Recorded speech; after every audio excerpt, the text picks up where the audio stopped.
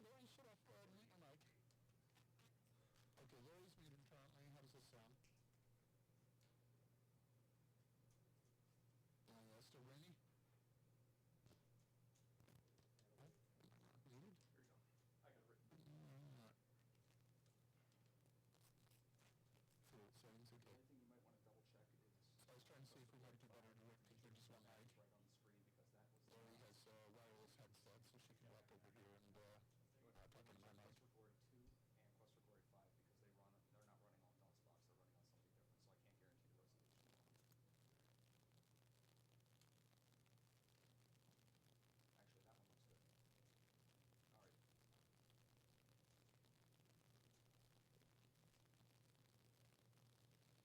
All right. Okay, we're good there. Never trust a computer. A little stretched out, but not good. Yep. Okay, I can barely hear what's over Lori talking, barely hear them. Good. Good. All right, well, that's But imagine I'm hearing through, delayed through Twitch. I'm not getting any audio. You still got muted. Still got muted.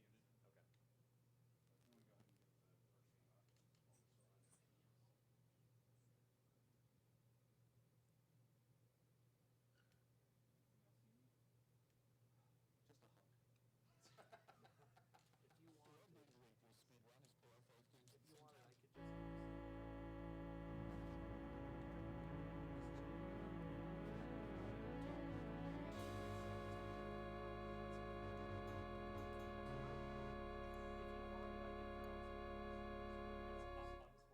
Well, that too. All right, good. Well, It's up to you, Mr. Reverend. call me Paul, that's way easier. I'll probably forget Paul. Although I have an uncle, Paul. There we go. Just think of your uncle. Do you like that uncle? He's pretty cool. If you like that uncle, you'll go Yeah, you're in good company. right off the bat. His name's Paul. He's not fucking going against us. I hear laughter. Check, check, check.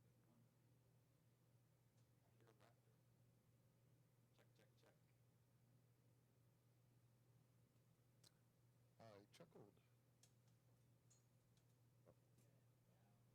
That was evil game designer laughter. Evil game designer laughter, huh? Oh, now I hear you. Hey, Yeah, loud and clear. wonderful. It's finally, it's good to hear your voices and actually interact with them. Well, good to meet you. Ah, pleasure. This has been a little bit of a fanboy moment for me. Yep, me too. We're glad to hear that. I played these for 25 years. I mean, I wasn't even double digits whenever I first started playing these games. So.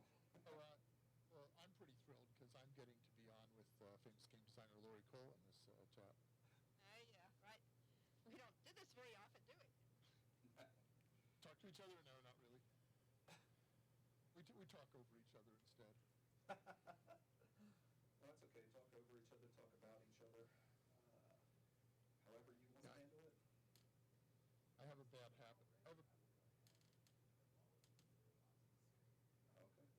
All right. Sure. That's good. Because your fans are looking forward to hearing people. 60, right? No, this is good. Okay, all of you should be live now, I think. Da, da, da, da, da, da, da. Oh yeah, it's Oops. that moment. We're live, aren't we? Wrong theme song. Muted VOD. Oh, man. All right, Just trying to see.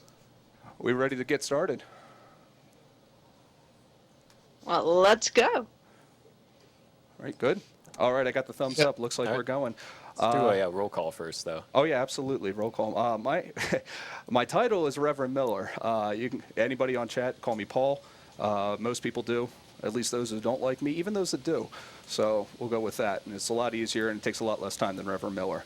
Yep. I'm Purry Purry. I'm on additional commentary. We also got Bro Senshi here on the couch. I'm just here to ask questions occasionally if anything shows up. I know nothing about these games, actually, but I'm very excited to see what we have in store. Well, you won't see everything. That's the idea of the speedrun, though. We're going to skip quite a bit of it, but I'm hoping that's where our lovely developers will come in and do some extra commentary for us. Yep. Yeah, this is the good parts. Yep. Introduce yourself. Yep. All right. Oh, yeah. Introduce. Our special guest. Oh, introduce the special guest. Hi, this is Corey Cole. I'm the co-designer of the Quest for Glory series, and I was the lead programmer for the first 2 games. And then I moved into a pure design role. And we have with us... Lori Cole. I was designer for the games and writer for the games and kind of co-director for a lot of these games. Cool. All right, let's get started. Let's get started then, because we have a limited amount of time here, and I want to make sure we hit all the things. So, nice thing to start out about Quest for Glory. I love the idea. You had the 3 character classes. I know they were originally supposed to be races also, different character races, right? Oh, and what's the incentive? Did that get met? For the name. For the name, Name is still Germench. We still have it at Germench, All which right. is capital GERMENCH. Like that? That is correct. Right. Shout outs to our German and French restreamers. Are they the ones responsible for that, huh? Thank you for your donations. Oh, give me a second here. Let me hit restart real quick, because that way we'll get the timer going at the right time. Shouldn't that be Soldatenmensch? Oh, my German is horrible. I live in German. Pennsylvania Dutch country, and that's all they speak out there is Dutch and German, so. All right, Germensch. Yes. Little known fact is that Pennsylvania Dutch country was actually a mispronunciation. It was actually Pennsylvania Deutsch country. German, rather than Dutch population, but Pennsylvania Dutch is stuck, so everyone assumes they have a Dutch tie-in when it's actually more German. Mix also, that's the Reverend in me. I know the difference also came around from the Dutch Reformed and the German Reformers, too, so that's probably also added to the confusion. Yep. All right. Okay, we ready on time? 3, 2, 1, go. And here we are at the beginning opening scene of Quest for Glory 1. All right, so we did the character creation there. What was the importance of the stats that you made? And that's the nice thing about this, is that there are a number of different ways you can actually build your character in these games. I had to make sure that I put in 35 into stealth. If I didn't put 35 into stealth, I wouldn't be able to pull off one of the big things that you absolutely have to do. There's no cheat, no glitch, no workaround for it. I had to make it happen that way. Yes, because he's playing a thief. Yes, and that's how we pace the game, is we actually have stats. It's a hybrid adventure role-playing game. So as your stats go up during the game, you're able to solve some of the adventure game puzzles. And if your stats are too low, then you might have a chance at it, but you'll probably fail. And as they get higher by practice, it's a practice makes perfect game, then you can accomplish them. And we will be very low on our stats for most of the run, because we are going to do things that I don't think you guys intended. Oh, that's okay. We intended this game to be fun. Yep. And that means however the player wants to play it. Mission Yes, accomplished. It's a great philosophy. And in this case, you're playing a thief, but you have magic. You have the ability to have magic spells and to customize your character as you want to see fit. Yeah, and that's one of the beauties of it, is, particularly with magic, is that it blows the game up. You can do things so much faster with that in some cases, and there's never a case where it actually slows you down to have it. So we get it early. Yeah, well, whenever I was playtesting the game, I always played a fighter magic user, so I could get the best of all worlds, the best health and the best ability to go through these things and do these easily. Now, that scene you were just in with the Kobold, when we actually were about to release the game, there was major crashing bugs there that had to do with magic use. If we didn't shut the player off from doing things, so if you did 2 or 3 things in quick succession, the game would crash. So I actually had to completely, after they started producing the discs, I actually had to completely rewrite that room and put it through a QA cycle. And we basically ordered the production so that the disc with that scene was produced last. And then they made that disc and put everything in boxes and shipped it out. Was that on the VGA or the EGA? That was in the original EGA version, yeah. Okay. Yeah, the VGA was a little less chaotic in the development. Yeah, I know you used a lot of code, because some of the glitches that show up in the EGA show up in the VGA also, although I learned them backwards. Oh, that's interesting. Yeah, I kind of, there was a really good run that came out around 2009 by a runner named Renault, and he kind of did the groundwork for the EGA version of it. I just took what he did and kind of optimized it as far as making sure it went faster. And through that, I gave it some time, came back later. Oh, yeah, the little Antwerp guy. Yeah, you're going to hear boing a lot there. Where did you come up with this? I got to ask that. That was one of our artists. We said any artist could do a monster for the game of what they wanted, and Jeff Crow came up with a monster that looked like this, and it was like, it's a bouncy thing. So we just had to make it rationalize why it was in the game. I love that. Wow. And we call it the Antwerp, and that was because a friend of ours had what they called a safe word. She was very, very ticklish, and people would tickle her. The problem is when you're being tickled, you can't think rationally. So she couldn't say stop because, that would just get them more excited and they'd tickle her more. So she said, Antwerp is my safe word. If I say Antwerp, you're to stop tickling me right now, and I mean it's serious. So we called that the Antwerp as a result. Which, of course, inverts the whole thing, but that's okay. Well, we're actually way ahead of where we're supposed to be in the game. If you noticed, there's a whole side quest we're supposed to go, or the main quest, we're supposed to get some components. Ooh. Is that Curly, Larry, and Moe? Maybe. Maybe. Yeah, it's a maybe. Yes, indeed. Oh, okay. It's our tribute to classic films. Oh, I like There's that. nothing in Quest for Glory is stolen. It's all tributes to Monty Python and the Three Stooges and various things. You have the Marx Brothers in the second game. Oh, good. There are many RPGs that steal, that borrow from the Three Stooges. Just saying. Yeah, and Sierra Games definitely never got into trouble over stuff like that. It's an homage. Or in our case, pay tribute to. Yes. We never got in trouble to it. We got away with it. Good. Games, though, didn't get away with it so much. Yep. Space Quest. Yeah, poor Space Quest. They had a great tribute to ZZ Top in the game before ZZ Top had a problem with it. Aw. Yeah, that was a little rough there.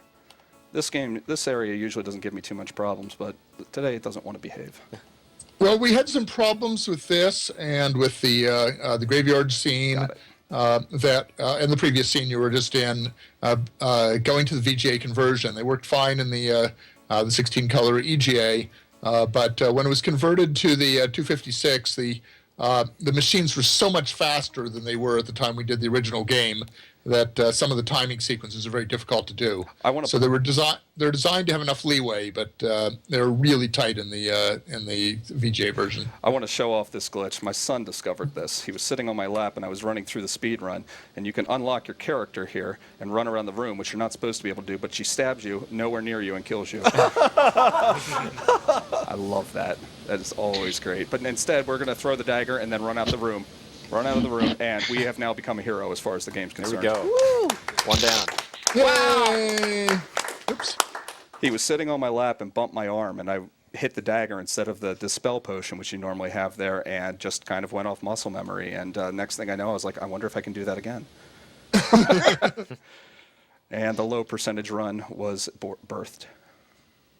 Yes. Indeed. Oh, we love these people. Yeah, you click on these and you get all the different developers' names on it, right? Yeah, a lot of those were in the development, and then the other people are characters in the game. I would have loved to have had the time to click on each and every single one of them, but unfortunately, that would have taken away from the premise of a speed run. Oh, well. The one in the green and the yellow vest there is, I believe, is Richard Aronson, and he's an old friend of ours who ended up becoming the lead programmer for Christy Mark's Conquest of the Longbow. Then he went on to the Imagination Network, and he's done some other stuff. He's doing serious games for the military now. Oh. Ooh. A lot of the first game and the second game really owes the art style and the fun stuff. A lot of the visual comedy came from our artist, Jerry Moore. So he really influenced our games. Our games really are collaborations of the whole team, and everybody added things into the game. Yep. Except this game. Yeah, this is the VGA remake of the Quest for Glory 2, which was done by a private developer, or as a free program. You can actually go online right now and download this. Can we have tech recrop the game feed? Should I pause or keep going? No, we're good. Okay. Okay, this is gorgeous. Yeah, I've actually played just a little bit about this. I found the combat too challenging for old guy me. Well, you want to know what's challenging? Take a look how much gold I have. Doing that glitch in the last game where you exit that way actually causes a -97 field in your import file. So I had to come up with ways to get around it. Interesting. Yeah, so we're going to start the game with 3, and we will legitimately get our money. It's amazing how you've memorized the stupid alleyway. Well, this game also has this nice, I have the 100% on the EGA, the records on those also, and they were nice in this version. They made a simple version of the town layout, so I'll bring up the map whenever I get it to show you what it looks like. It skips all the craziness that was the the city layout, which I think was your version of the... yeah, go ahead. Yeah, mostly it was to make it feel like a real living, breathing city with all sorts of shops and all sorts of things going on. And by having the maze of city streets, first of all, it's realistic to a medieval city, but second, just is to make it feel large. And you could have silly clowns there. And we wanted these alleys to have all kinds of people walking forth in the alleys and so on. And it turned out that the alleys were such a memory hog, it was just impossible to put anything in there. I figured it was your version of copyright protection. That too. Yeah. We were obligated to put in copy protection in these games when we tried our best not to. But in effect, it was much easier if you actually bought the game. Yeah, there was an absolutely gorgeous printed map that shipped in the box with it. It was just such a nice job. We're really pleased with the packaging on that. But you could honestly play the game without having the map, and or getting by our copy. See, look how protection. simple the layout is now. That's much easier. Oh yeah. We're gonna sell him the beard there, which gives us pretty much all the money that we need. We're going to have like maybe 2 denarii left over afterwards. And no, you can't. And somebody asked whether this was a King's Quest kind of game. We tried not to be a King's Quest kind of game where you have random deaths, or if you do something wrong, you just fall flat and die. We do believe in death. We do believe that if you make a stupid act in the game, you should die for it. But you better well know you're going to do that when it happens. Yeah, we always had to coordinate with the teams, though. Towards the end of this game, there was supposed to have been a genie in a lamp, and King's Quest V was in more or less simultaneous development with this. And Roberta said, "Hey, you can't do that. I've got a genie in a lamp in my game. Can't have it in 2 different games." And so we ended up having a magic ring that invoked a genie, just so that we wouldn't both have a genie in a lamp. So obviously, we're the only 2 people in the history of gaming that ever came up with the idea of a genie from a lamp. So, Is that why you got him back with the gypsies in number 4? no, actually, we mostly didn't play the King's Quest. I played the early ones when I first started Sierra to learn, how Sierra games worked. But and a lot of our team members, had worked on other games as well. So, so they had experience with. With kind of the tropes that Sierra used.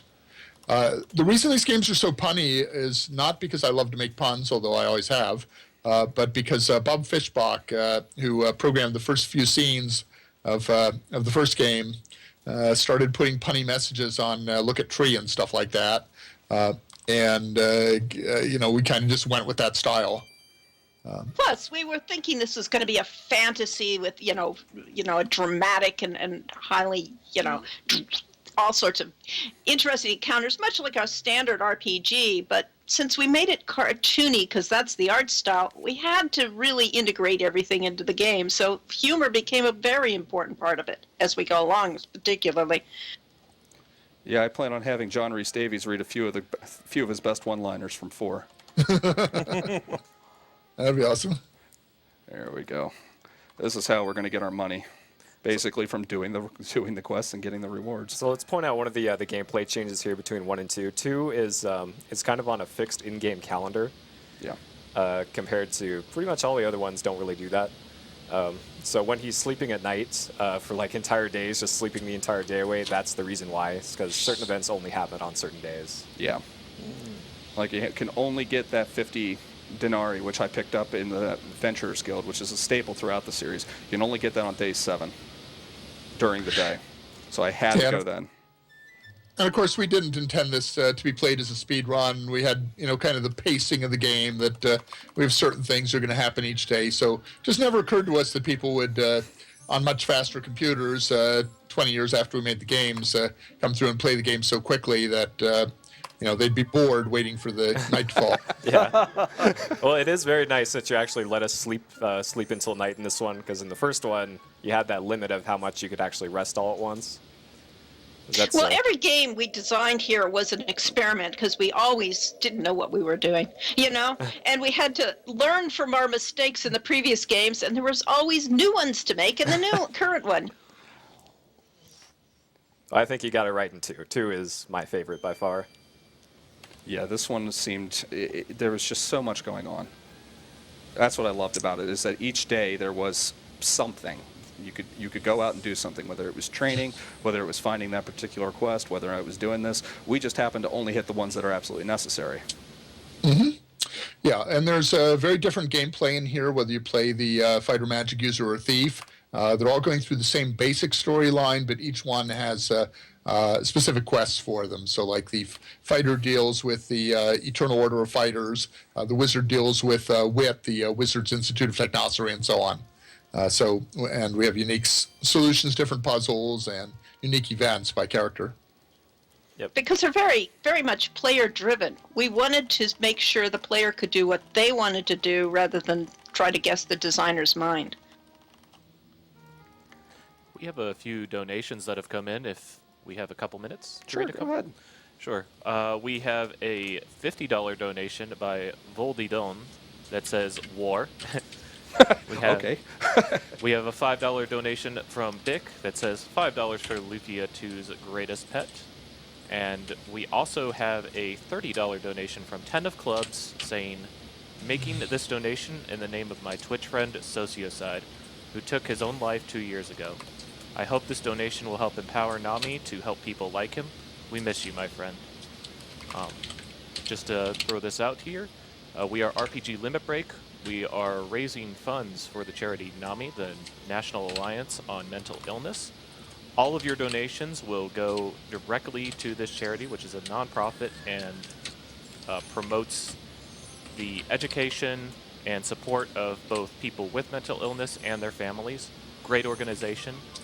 We thank you for your donations, and keep them coming in. Hashtag stigma-free on Twitter, please. What I just did there was finish up the rest of my purchases for this game. So I have everything I need to get through the rest of it now. And Oh, well, it'll be easy then. well, at least the money worries are over. I don't have to worry about starting with 3 gold. I think whenever you start a new game, I think you get like 100 or 150. Yeah. Yeah, the money route is vastly different between the original EGA version and the VGA remake. So there's a very nice bug you can use in the EGA version that skips pretty much all your money problems. Yeah, it's pretty notorious also. The Cell Beard. I want to give a shout out to Mark Seabird and Chris Brayman for the amazing music in the first 2 games of the series. Mark came up with that hero theme that is just right. I mean, and the music really makes these games. So we're glad you're playing with with a good sound card here, so that you can really hear all that. Yeah, I wanted to make sure that we got the Roland soundtrack on here because I heard one interview you did said this game needs to be played in Roland. Well, remember, that was state-of-the-art. Oh, yeah. Kind of still is. Yeah. Yeah. Unfortunately, probably about 5% of our players, if that, had the Roland, but that was what all the music was optimized for. And then they had the PC. A lot of people were using PC Squeaker. They didn't even have the sound card. All they had was beeps and boops. Oh, Oh, good old days. Yeah. Yeah. in case nobody's been watching, we've actually defeated 4 of the the classical elementals, and that was the 4th. And that's kind of a theme that went on with here, is that each day a new elemental's trying to destroy the city, and then you get to go to where the actual bad guy is who's sending them. Is that right? That's right, yes. So there are themes across all the games and across this game. Earth, Air, Fire, Water, Summer, Winter, Spring, Fall, and so on, that each game is kind of tied to one of these themes. This one was actually inspired by the 1001 Arabian Nights, as translated by Sir Richard Burton. And we actually got a hold of a 14-volume set of the books and went through several of them before we started the design. So it's a lot of overlapping stories and stories within stories and stuff like that. So we really tried to keep it true to the themes, and we've got the poet who is much more than he seems, and so on. Yeah. We went with all the tropes that were common in Arabian Nights tales, because we really wanted to create something that brought them all together. But then again, we broke all of the traditional tropes too, so that's why there are pages and pages on, TV tropes about our games. We made tropes before they were tropes. I'd be lying if I wasn't on TV tropes looking at that game.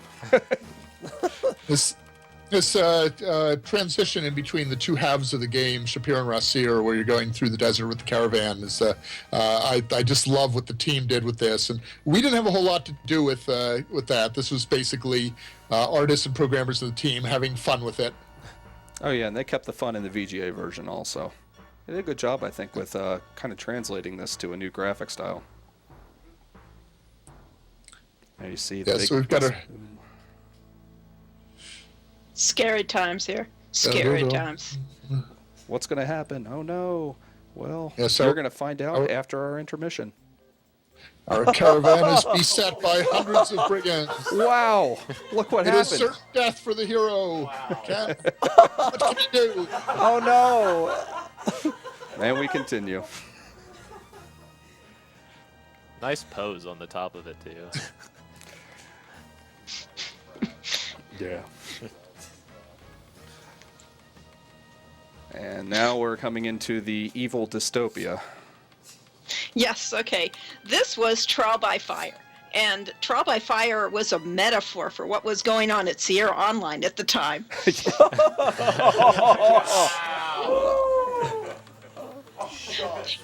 Yeah, go ahead. There is a reason why Rasir is an anagram of Sierra.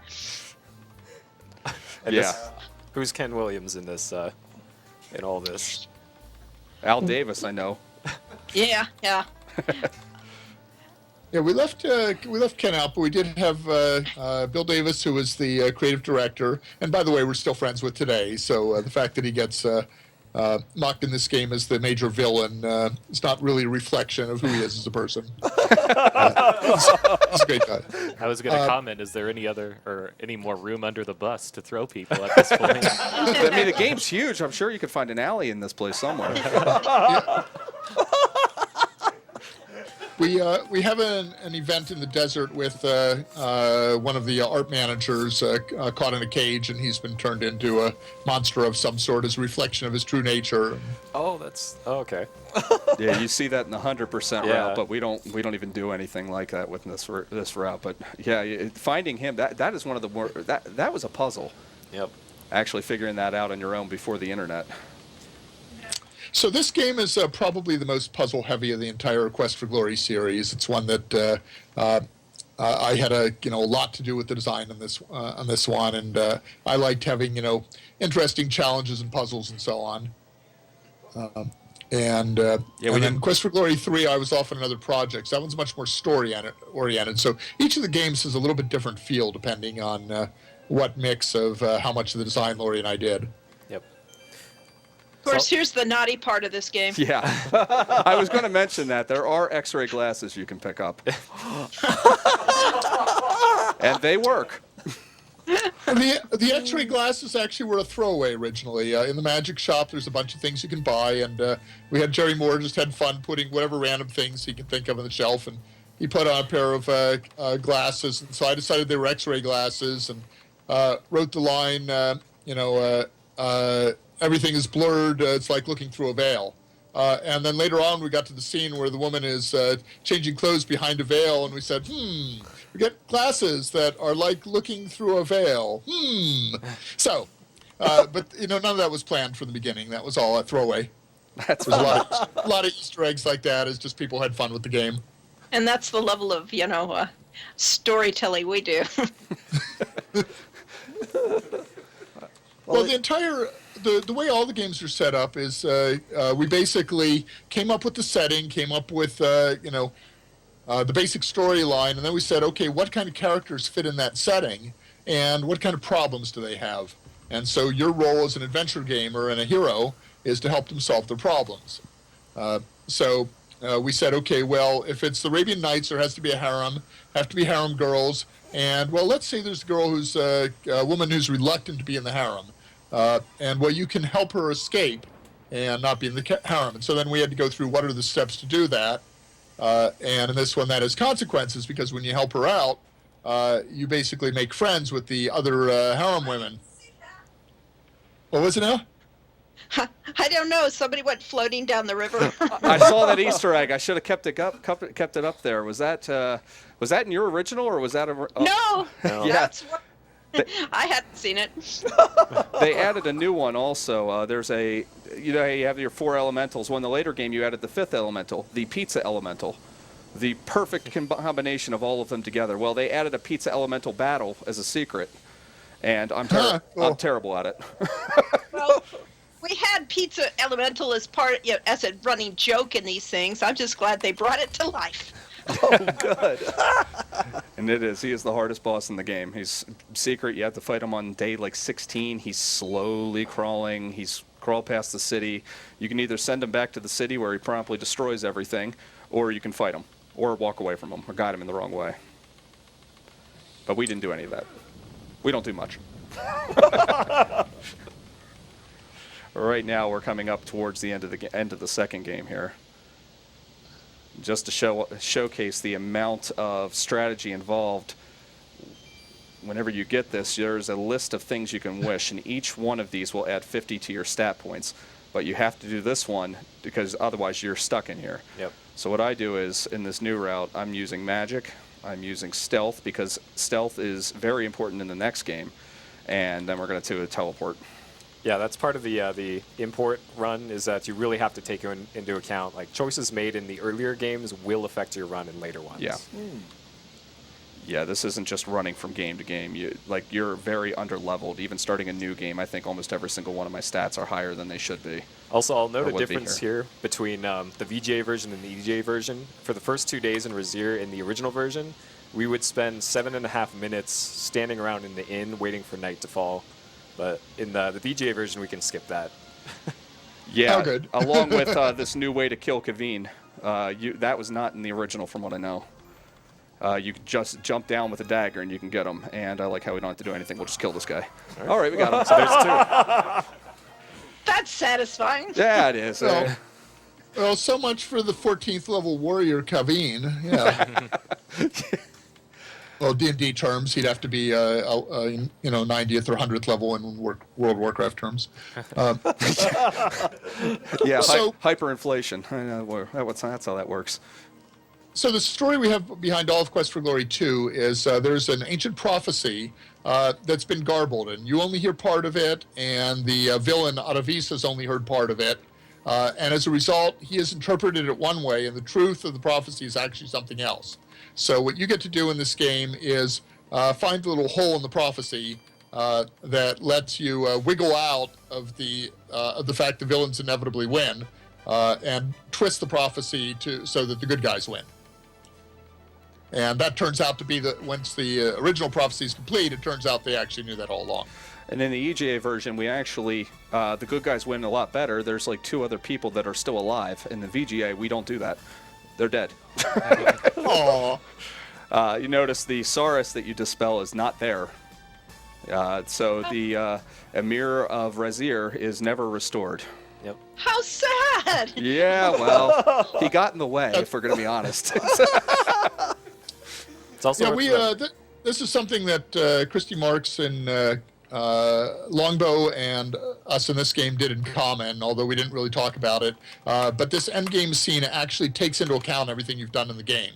And so as people are praising you for being such a great hero, that's based on things you've actually done for them. So if you skipped some of the optional things, you don't get those people cheering for you. Yeah. Yeah, Rakesh would have cheered for you a lot if you'd actually met him in this game, Well, he gave us money.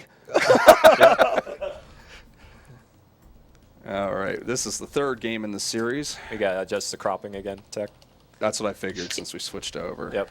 It's also worth noting that we've mentioned before that there's 3 different character classes in the first 2 games. In this one, you can see there's an option there for Paladin.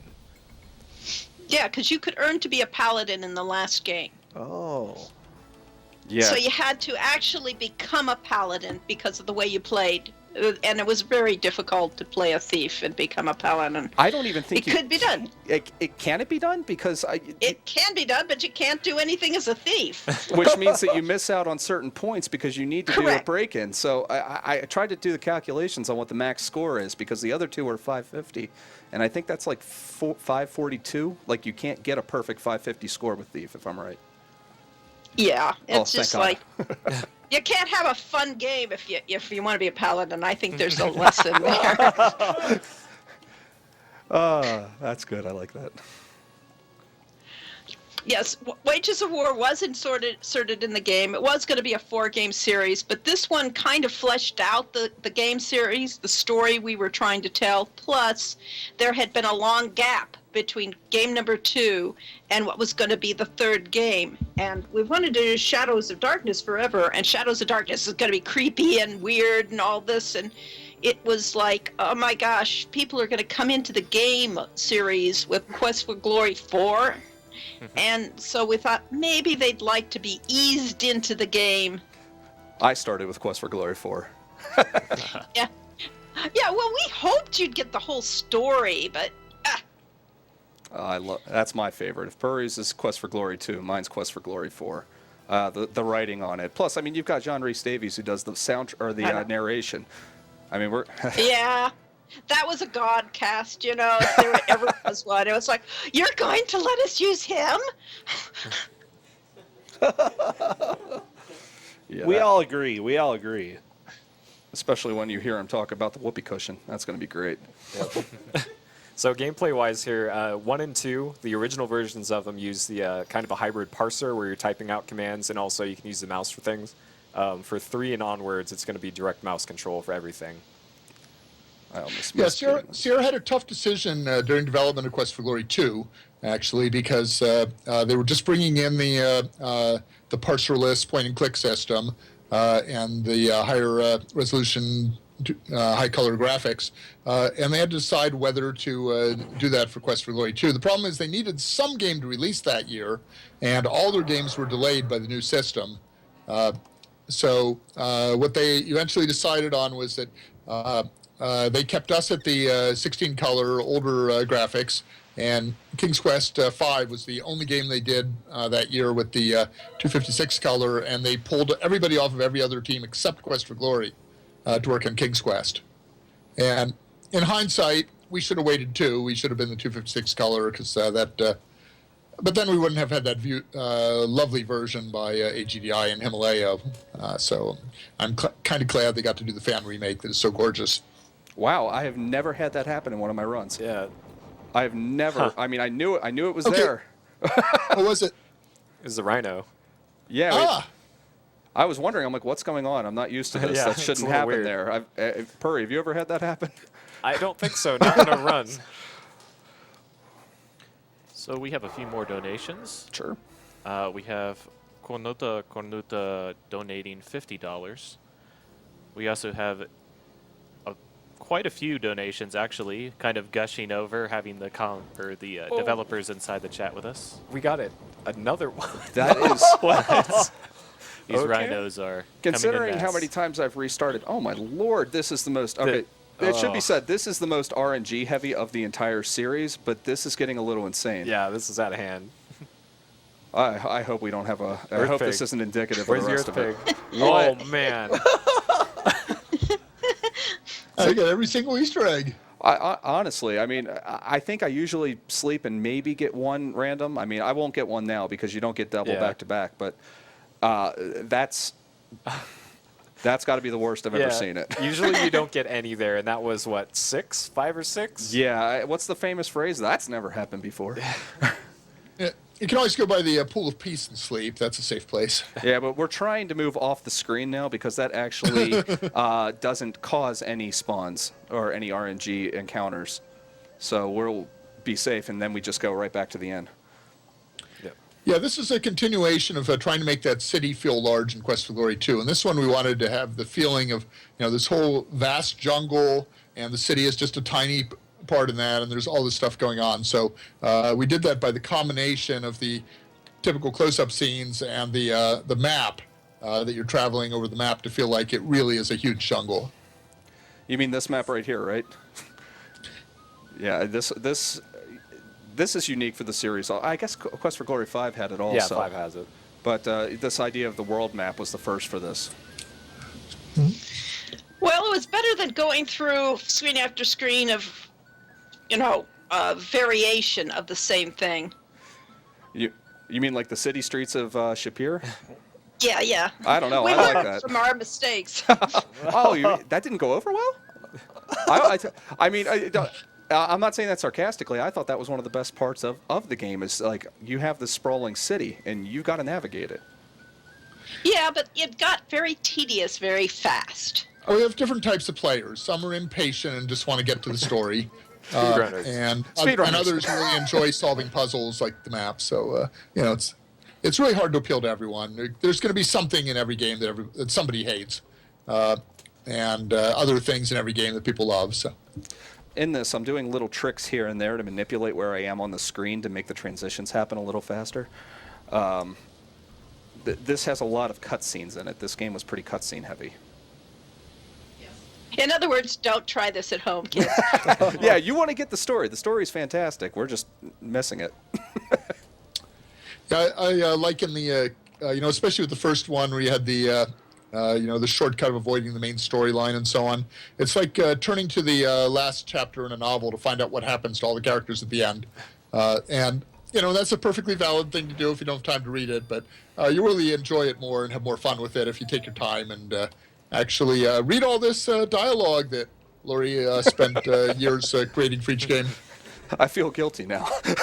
Well, no, just watching this actually makes me really want to play these games. I think that's another thing as well. You have, thousands of people watching right now who may have never seen this game, may have never even considered it, but might now go and find a copy somewhere. And that's important to note. They have this on goodoldgames.com. And it frequently goes on sale for like $5, but even then, I think like normal price is like $15, and you get all 5 games. Yep. And I think it's 10. I think it's $10. Even better. Yeah. GOG.com, and we don't get a penny out of that, but we love people playing our games. We want everyone to play it, so please go up there. This is incredibly cheap. These games are $50 each, so you get $250 worth of games for $10. You can't beat it. Yep. But what you will get a penny for is Hero U, which is coming up. Yeah, when's that coming? Oh, that is coming. Hopefully, we're trying for the end of this year. It's going to be very close to that. It's been have been 40 years in the making. www.hero-u.com is our website, and you can also go to Kickstarter and look up Hero-U, Road to Redemption, or just look up Hero-U. And this is the new series that we're doing in the spirit of Quest for Glory. Instead of having all the different heroes, different puzzles, each game in the series is going to focus in on one character type. So our first game focuses in on the rogue character, Sean O'Connor, and we're taking advantage of knowing who the character is to more tightly script the writing and so on. So you can think of him as our Guybrush Threepwood. Oh, yeah. I'm resting right now because by the time I reach Tarna, I want it to be just turning night, so that way the timing goes right, because we're going to be buying some things, and once you rest overnight, then you can buy them because he makes them. So I mentioned that we had a couple donations where they were kind of gushing over the developers on commentary. We have Anonymous with $20. Wanted to thank Lori and Corey Cole for being willing to do commentary and tell them I'm looking forward to Hero U. We also have Dark Silver Hawk with $20. So glad to see Quest for Glory getting a run inside of a marathon. I'm still a little surprised to see people running it at all. Good luck on the run. Yeah, I was surprised to find her running it also, or him or her. I saw they did a Quest for Glory 5 run that was pretty solid from what I could see. And, you'll see that at the end of the run. Also a comment, Amazing Toaster with $50. Double complete rhino. What does it mean? It's actually an accidental misspelling. It was supposed to have been double rainbow, but it came out as a rhino. And it's like that game where you sketch things, and if you are trying to draw a rainbow and you're not a very good artist to draw a rhino, yeah, well, you get what you get. Yeah, that happened to me. Yeah.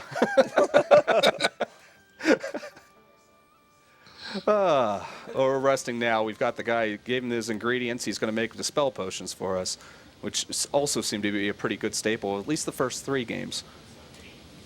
A lot of people mistake me for the apothecary Salim, and I think I did actually write his dialogue. But that was actually one of the programmers, John Wentworth, that worked on the team, had worked on Castle Dr. Brain, was our model for Salim. One of the best deaths in the series in that apothecary, too. Breaking news from our tech desk. I'm being told to apologize on behalf of RPG Limit Break for crashing your site. It appears to be unavailable now. So hopefully that'll get up and running soon enough, and they'll be able to check out Hero U and all that it has to offer soon enough. You crashed HeroU.com? Well, welcome to marathons. Yeah. We'll probably have to notify Bluehost about that. Yeah, our bad. So I mentioned the different themes we were going through with all the games. So we also wanted to have a unique setting. The first one was set in Western Europe and kind of a standard medieval fantasy setting.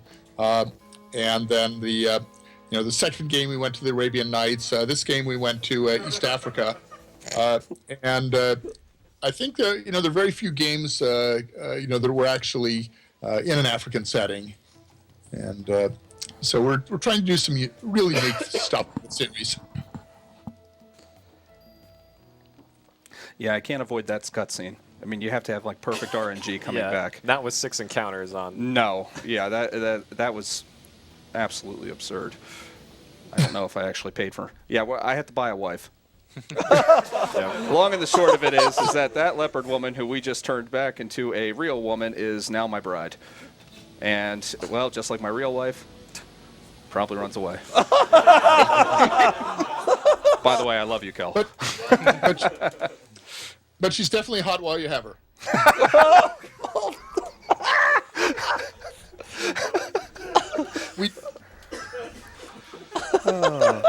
Our tech station is dying over there.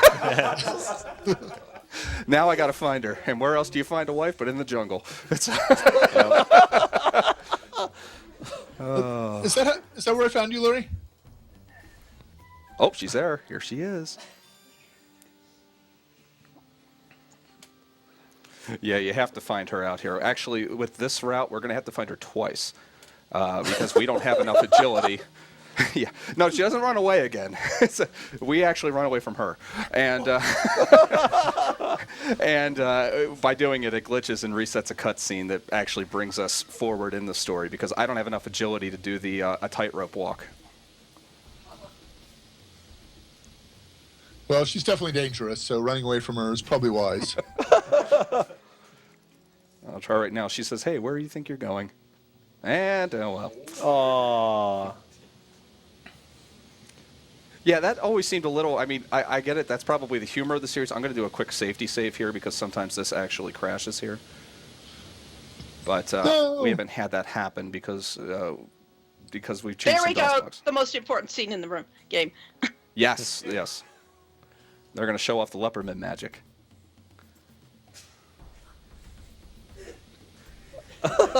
Okay, whenever there's no sound, this is really awkward.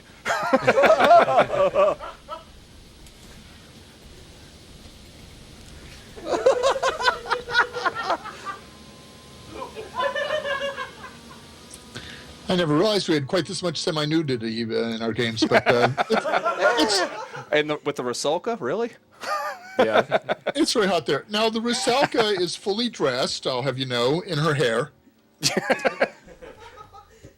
All right, now we ran away from her because there's no way I'll do that. Now I got to find her again, and this can be RNG heavy. Go ahead, sorry. No problem at all. I think you're going to be responsible for the death of our tech crew over here. I'm sure they deserved it.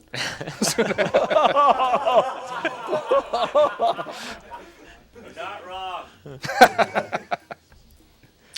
But that's kind of all these games are kind of a miracle because everything we did, it was just random happenings. Some artists would draw something silly and programmer would riff off it, and then we'd say, well, we can't use that in the game, but how about if we do this? And Lori and I used to argue every night. We would just get into these long arguments about things, and then it would turn into a back and forth of I'd say, well, how about this incredibly, unbelievably ridiculous idea? And Lori would say, instead of saying, yeah, right, she'd say, well, how about if we did this even more ridiculous thing? And eventually it would turn into something that actually worked in the game. So all these things, were a miracle of, the team working together and us collaborating to come up with something that was bigger than the parts that went into it. Well, now we're back at the scene. We're going to get another kiss. Oh. But instead of seeing another dance, well, we're just going to cut to the main scene where we join the party. I don't know why this works. I really don't know why this works this way, but it's a pretty good workaround if you don't have the skills necessary. It wouldn't surprise me if that was intended. There are a lot of shortcuts. Okay, tell the truth, Lori. It's an accident, like so many other things. Yes, it's a happy accident. It is. Yeah, it definitely saved the first time I tried to do a marathon run. It's like, oh no, what do I do? I can tell you these games are pretty close to impossible to test because we have that interaction between 4 different character classes at this point, because now you can be a paladin as well as the first 3. You've got all those stats and skills, and a lot of the situations in it, we're constantly checking to say, do you have a high enough skill in this particular area? And the game plays differently depending on what you have. And so there is no possible way for anybody to run through this whole thing and test it and get through all the possible things that can happen. Yeah, not to mention hybrid classes, too. Yeah. And the RNG stuff you mentioned. Yeah. A lot of those Easter eggs were put in by the programmers or the artists. Yeah, my favorite's the waffle monster. When you're yes, the starting. waffle monster in here. There were commercials for Eggo waffles called Lego My Eggo, and the player character in all Sierra games is called Ego, E-G-O. And once upon a time, someone was very tired working their 16-hour days and wrote down E-G-G-O instead of E-G-O on the sheet. And our lead artist, Mark Hudgens, saw that. And he said, oh, I'll need to draw an Eggo walking. And so he made a walking waffle. And then we said, well, one of the problems in the game is you run out of food and you starve to death. So what about if instead of starving to death, we have an encounter that is not random? But if you are low on food and wandering around, you can have a hallucination that you see this giant waffle walking, and if you attack it, you can kill it and eat it, and then you have enough food to last you for days. And so that became the awful waffle walker, as he's known in the documentation. Yeah, we don't ever encounter him, but that is one of the greatest things. I thought that was one of the greatest touches in this. I mean, you can't die of starvation, but boy, you do get to laugh about it. and it's and that's the absolute craziness that goes into these games, because that was basically an artist hallucinating after too many sleepless nights of working in this game, and ended up making something that's just really charming. So we have a couple more donations here. We have Shieru Sensei donating $20, saying, had to donate for the presence of the Coles, my favorite adventure game series of all time, as well as my favorite adventure RPG hybrid. Looking forward to Hero U. Corey, Lori, I can never repay you for what you have given me in my darkest times. The Coles are some of the nicest people around, and even gave very exhaustive answers to my emails many years ago. Lots of love from Germany. Awesome. By the way, there is a donate button on HeroU.com for people that want to. Oh. For the moment, we'd rather you donate to RPG Limit Break. Why not both? Oh, there's a neat little trick I use here also. Normally, this is an encounter you can't dodge, but I'm just going to run so far off screen that the encounter's just going to cancel. There, I got away. And we continue. I don't even think that on my SDA submitted run, I don't even think that's on there yet. So, I mean, there's plenty of places for improvement. I wish the speedrunning community for this was actually a little bit bigger because, I mean, there's so many little things that I find. I wish there was a little bit more help on this, but at the same time, it's been fun exploring this game because there's so much packed into it.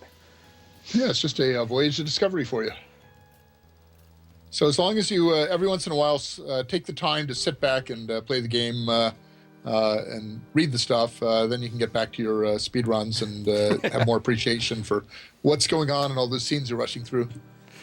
I think Oh, go ahead. I was going to say one of the best of the early Lucas games was Indiana Jones and the Fate of Atlantis. Yep. Which was an awesome game. It's really fun to this day, but it had a way of playing the game. You had 3 ways you could play the game. You could either do it with a combat style of punching Indiana Jones's way through the game, or a talking style, or some other kind of style. And you had 3 ways. And they said that the problem they had was players only took one route through the game, and they didn't try the other routes. So it was kind of a waste for them to have gone to all the work to make those 3 different ways to win the game. Well, here's our game. We don't have 3 different ways to win the game. We have 4 different ways to win the game. And then combinations there within. And combinations within. But the thing was, all of our studies showed that our players, if they liked the game, they played it again as another character and learned the differences and the different ways the game plays with the different characters. So in our case, we just gave our players more value for their money. Oh, yeah, and even in the speedrunning community with this, doing the 100% routes, you see things with the different character classes that you just don't see with the other ones. The finale with the thief in the second game, that we took the normal route that the fighter and the magic user use, but the thief route is totally different. With the yes, it has the infamous harem scene. Yes. Well, I just want to point out that, speedrunners have often played the stories, multiple times, and the reasons they go through the game so quickly now is because, it's a game that they've loved. It's what they've done, put a lot of time towards previously. That's how I got started speedrunning this game. There's a import glitch in the 4th one that lets you take your character and then basically New Game Plus, you can put it right back into the same game, and I just kept building stats. And I just kept building, and I was like, I wonder how fast I can build these stats. And the time just kept going down. That was pretty funny. Yeah, the import stuff, I worked it all out at the end of the first game and how it would be imported in the second game, which was very rare at the time. You really could not move your character from game to game in most of the games of the 90s. It's rare now. And the problem is that other people took over the code later, and I think I did the one from second game to third as well. But after that, other people took it over, and I come from an assembly language programming background, so I had bit flags and stuff like that. Like this glitch? And some of the programmers... yeah, this isn't as intended. Yeah, you just normally jump here and then you jump across a rope and then you jump across a rope and dodge some fire. Instead, I'm just like, I'm just going to run over the demon's face. And then we dance. That was a far more common bug than you know about. Every scene in every Sierra game, they had to go through and test every pixel to find out if there was a hole in the map that allowed you to walk onto the wall or the ceilings. I found a couple in this one. Almost all of them, but they can never find all of them. There's a great one in the scene right before that where the whole posse comes in and to fight, and you can actually skip out at that point and you can run through the door, and then you can actually run across the top of the screen, and your character looks like they have no idea where they're going. Here and we go. probably doesn't. We're starting the fourth one. I particularly enjoy your character just going nuts at the end of the third game. Well, you'll see where he went then. Oh, remember, this is being played not only, I mean, on a faster computer than we ever dreamed of in those days. Rip turbo button. Yeah, the turbo button. Yeah, this Yeah, is our on DOSBox. Yeah, I Our think target at Sierra was 10 frames per second, and that was kind of our benchmark, was to run things at 10 frames per second. And a lot of machines couldn't do that, like the early Tandys and so on. You were lucky if you got 3 or 4 frames per second in it, and it was very painful. Nowadays, 30 frames per second is considered slow in games. It's cinematic, please. That's a new term. All right. Now we're going to go in. We're pumping everything into Magic now because we're building up for the 5th game. And Jermensch, you see your name is still there. It's the same character going through. And that's part of the fun, is that you can max out a character in between each game and go in and have a much better handle on the second game than you would with a new game. Yep. So 4 is pretty interesting because this is the first one that has voice acting in it. Ah, yes. We're going to turn down some of this stuff. Yep. And we're going here from we've left the jungle, and now we've gone up to Moldavia. So we're basically up in the Carpathian Mountains, and classic Gothic horror story here, and all the tropes from Frankenstein and Dracula and all those. And this was originally intended to be the 3rd game.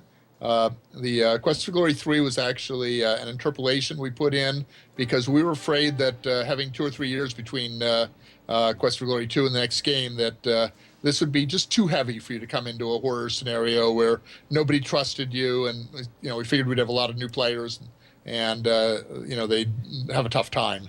So we put that other game in between. Is that why you dropped the 4 from the title? Because this one on the title screen just says Quest for Glory, Shadows of Darkness. As a new player? I think so, because it was originally advertised as being Quest for Glory 3 Shadows of Darkness at the end of 2. Yeah. And then we put in Quest for Glory 3 Wages of War, which became a problem. Just like the first game, we couldn't use Heroes Quest anymore. Another company came out with a game called Wages of War while we were working on the 3rd game and said, you can't use that title. So it was, Sierra agreed to rename it, and we made some publicity materials and stuff that said Quest for Glory 3 Seekers of the Lost City. But I don't think they, Rick Cavan took me aside and said, don't worry about it. We'll never actually have to release this because, these games only sell for 6 months or a year or whatever. And the game will be completely, so they'll have completely forgotten about it. So we'll say we're renaming it, we won't actually do it. Yep. So our bad encounter luck is starting already. Yeah, and on top of that, I just did a misclick. I wasn't supposed to go in there, but it maybe 5 seconds loss. So we have a couple more donations to go through if we have a moment. We have Eris Carroll donating $30. Thank all of you guys so much for being this awesome. We also have Tony Yao donating $10. Hey, just wanted to say I'm enjoying watching this Quest for Glory run. It's nice to hear commentary from the developers as well. Also, because of RPG Limit Break, I'm currently a volunteer at the NAMI branch in New York City. Keep it up and look forward to more of the runs. Thank you for your efforts.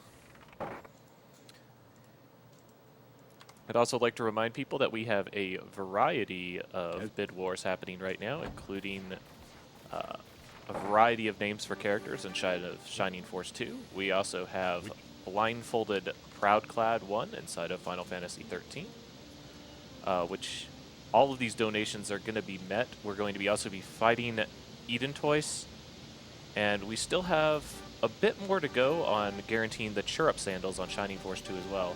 So feel free to check all that out on the RPG Limit Break page and see what you'd like to donate towards. As always, we thank you for your donations, and hopefully you're enjoying. Spread the word. We'd love to see more people in here enjoying these games. Did you just use a credit card to open that door? Actually, I took a credit card from the poster that was holding it to open up the door. Aha. I stole. It's a Thieves Guild. That's actually the Thieves Guild. And there's a lot more to do in there. I just don't.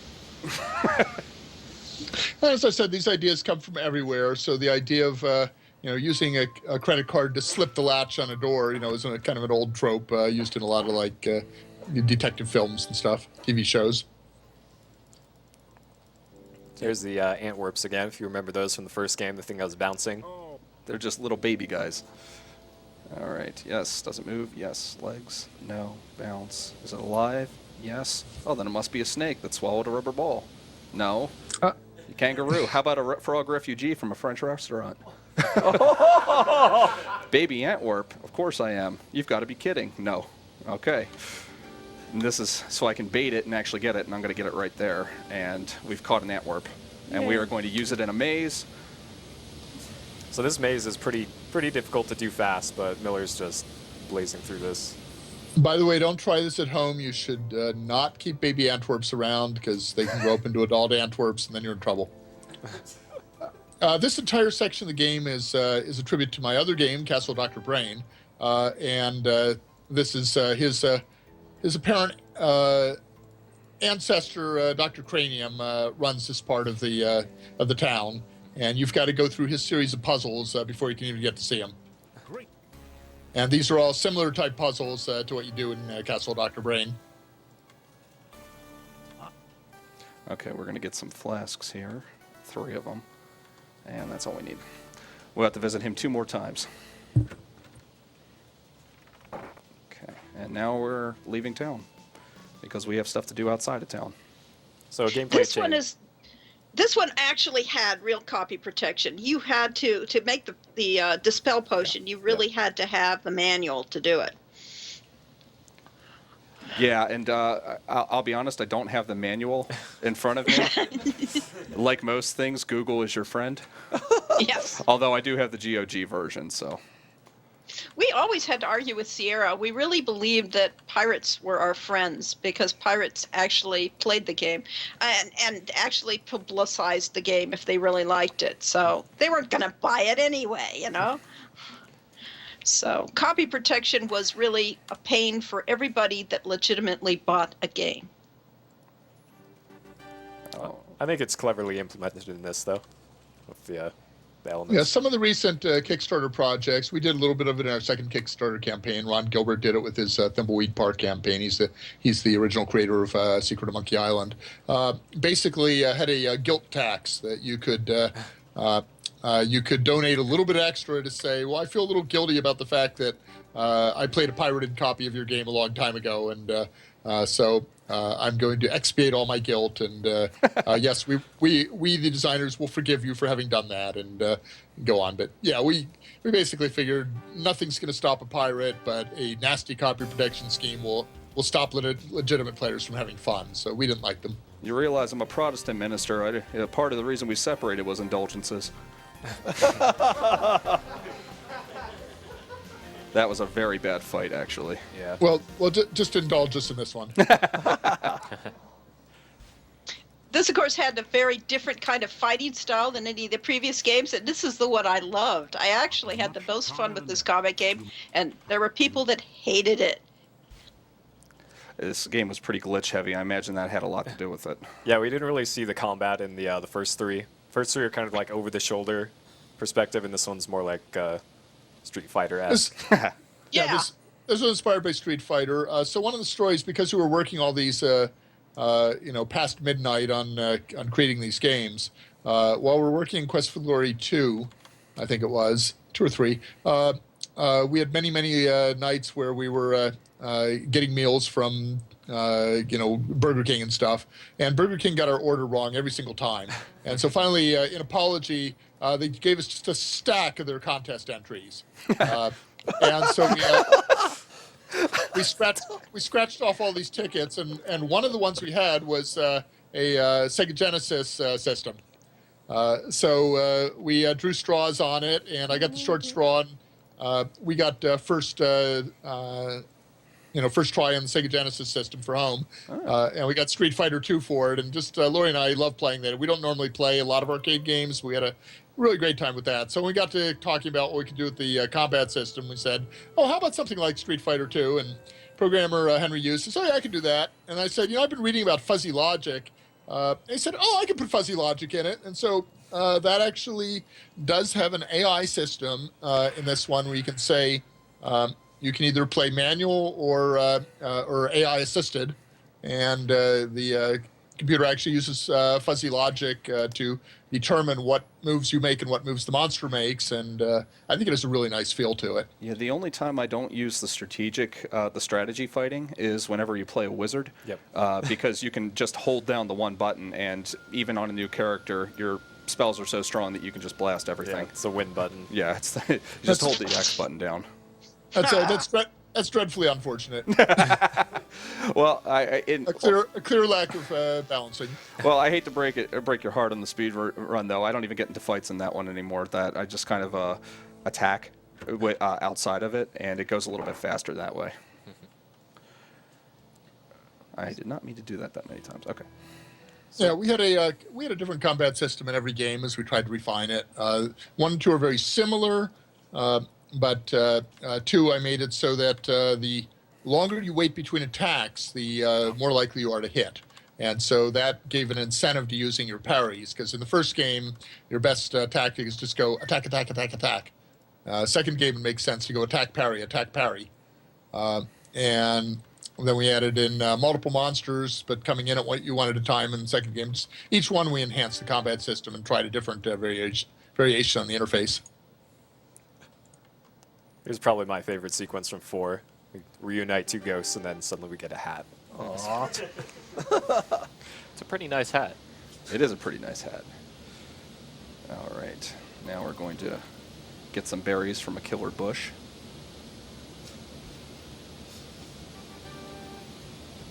And now we'll do our last... Oh, that's not good. Oh, man. Another one. All right. How the heck do I handle this guy?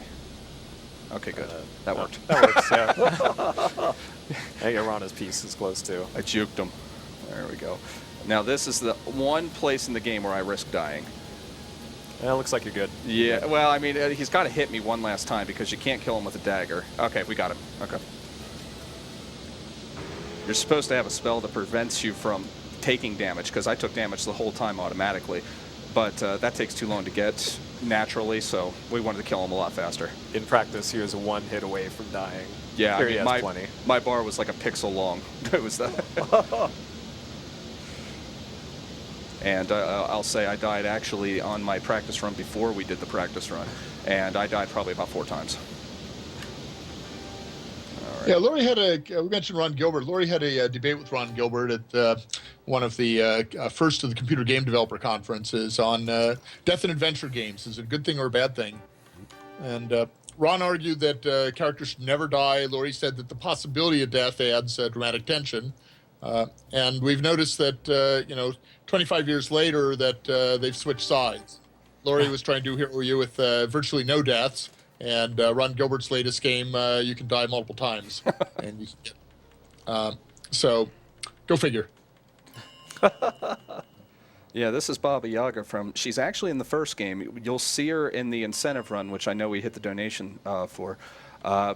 She's the final thing that you're supposed to save the first valley from, but, well, that took too long, so we didn't.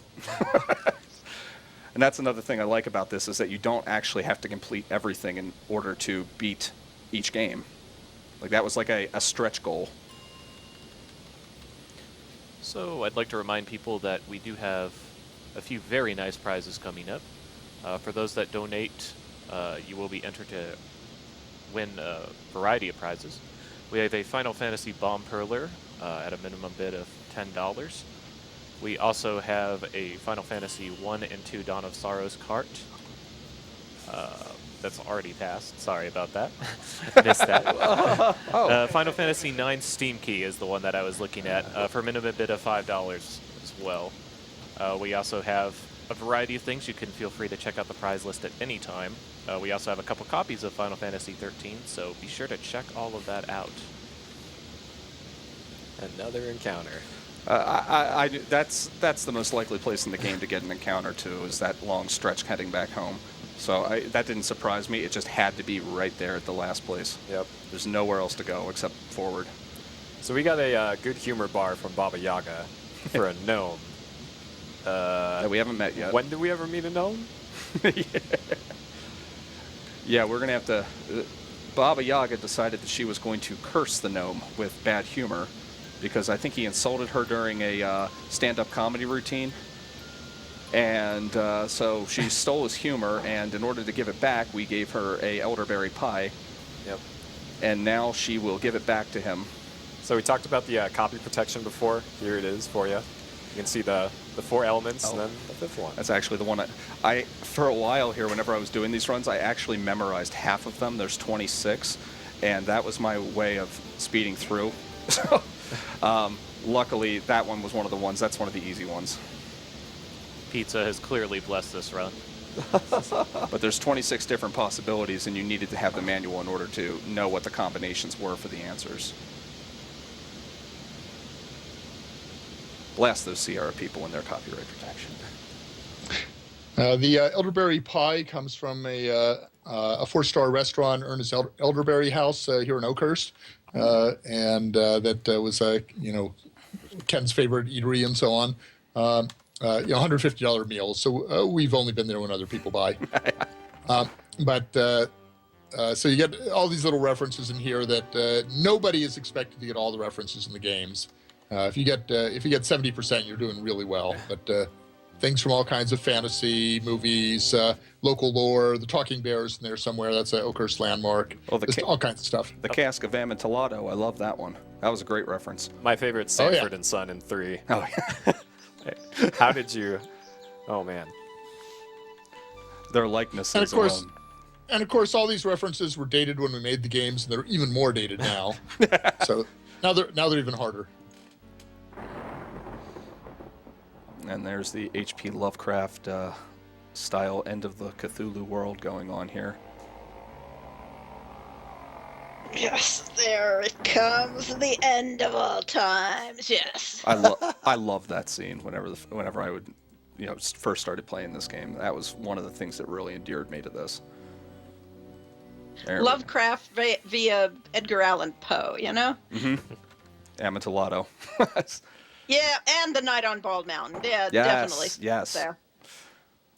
Oh, that's right. We got a knot here. We are going to meet the gnome whose humor we need to restore, but we already knew about somehow through those unintended players who find ways around things. Here he is. His jokes are terrible. They are the absolute worst jokes. I went out of my way to be bad. They get better. Not by much. Oh, here, we're going to let John Rhys Davies actually narrate this next part. There we go. It's coming up here in a second. As you sit down, a rude noise comes from the chest.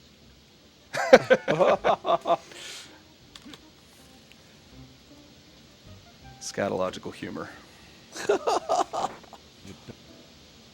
There we go. Yeah, I heard he also said that this was the game from hell as far as actually doing the actual lines, just because you had written so many narration points for him. I mean, every single line is narrated by him. Yeah, we had a process where we went through and gave him a cue, and then he'd do a take, and then maybe we'd give him another cue and do another take and so on. It was very time consuming, and he discovered that these lines were much, much longer than he was used to, because cartoons, it's like, hey there, might be your line, whereas we'd have an entire paragraph of text and call it a line. And John had a vacation planned for the week after doing this. He said, these we're going to be going into next week. So first of all, he volunteered to put in more hours than is required to by contract per day. I think he did 6 hours straight every day, which is ridiculous for voice recording.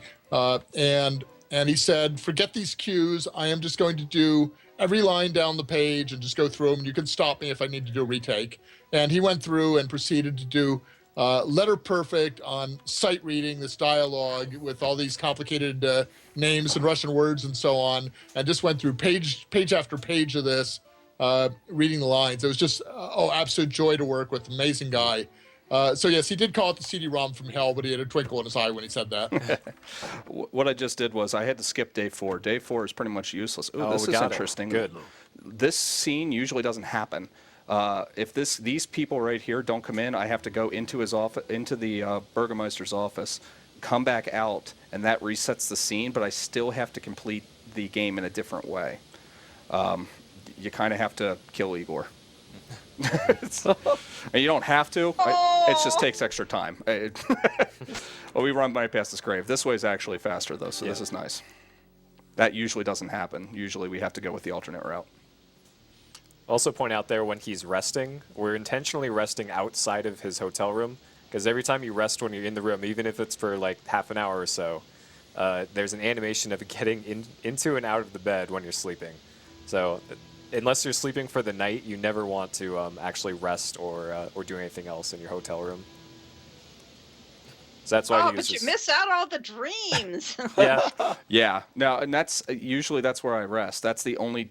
Well, that's one of the only times I actually rest at the town. At the beginning of the game, I rest at any place that has an association with the Mage Arana, who is, I mean, she's all throughout the series. It's kind of like somebody that's floating in the background. You know they're important, but you don't really get how important they are until this game. Yep. Those dream sequences are the ones with the pink bubbles that are on the screen.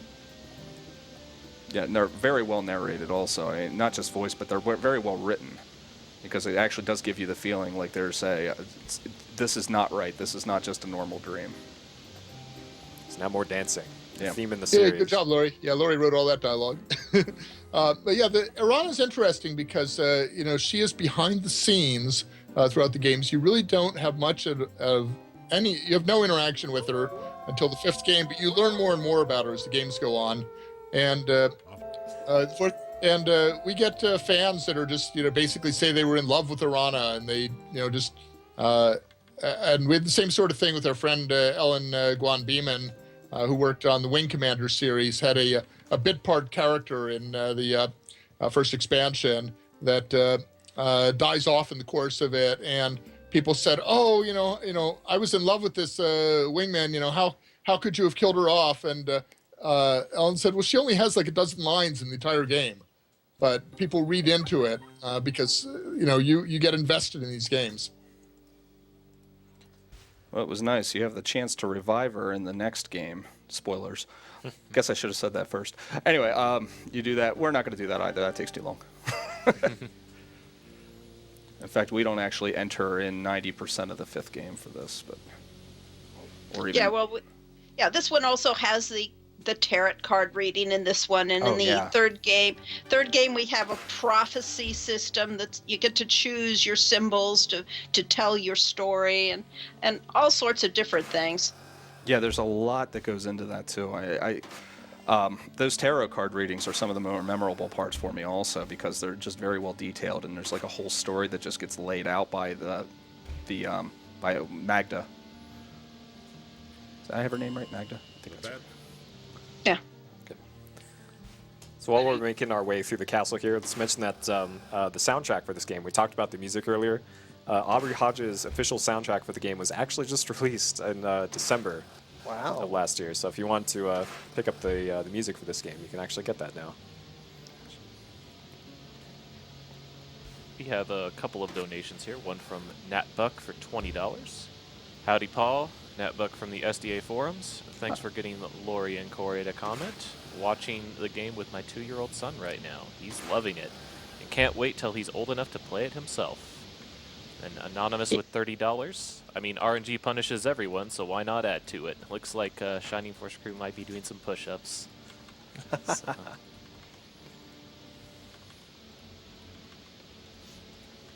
I'm resting here because I am going to have an encounter with somebody that only wakes up at night. All right, spooky alert. Oh yeah, Next room. 2 of my favorite characters from this game. The art for the little girl here like legit creeps me out. All right, spook alert. Toby. Just Don't get spooked. But we're going to be her friend. What because that's her doll. Yeah. We did a whole series of things in order to get her doll back so that she trusts us. And that big scary guy is going to turn out to be like one of the nicest people in the entire world of Quest for Glory 4. Aw. Because part of this, in order for us to get the staff, is that we need to do a spell called the Ritual of Release, but the Destiny spell, which brings back, trades life for life. So he sacrifices himself, and now she is... Yep. Press F to pay respects for And- Toby, chat. And this is the biggest spoiler of them all.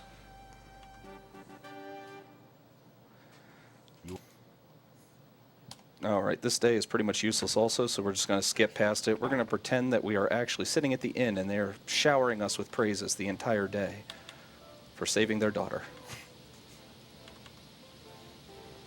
All right, so You don't call need- that useless? That's what we live for. So if something happened differently earlier with saving the gypsy, he would have to be really careful with leaving the screen here. But because things worked out normally, he doesn't have to. Yeah, I actually freed the gypsy, but there's a gypsy that's held captive by... Oh, missed that part. There's actually a gypsy that's held captive because the townsfolk think that he's killed the gravekeeper. So, I mean, I could go and free the gravekeeper, but when that glitch happens, nobody's around to actually see us free the gravekeeper, and they just still think he's gone. So I have to free him manually by basically busting him out of jail at night, but I'll die if the Burgermeister sees me. So I have to avoid him for the rest of the game. I mean, I can avoid him now, actually. Actually, I don't have to avoid him at all. I can go and rest a little closer to the place, which I usually do whenever this route works this way.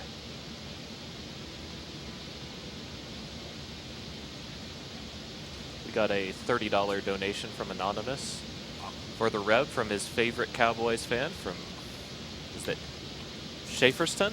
Or Schaeferston? Oh, boy. I just destroyed that name, sorry. Schaeferstown, you got it. Played Quest 4 with my nephew many moons ago on his gateway. Oh. So you might recognize this guy here. This is the antagonist from Quest for Glory 2. He's back and he's dead still.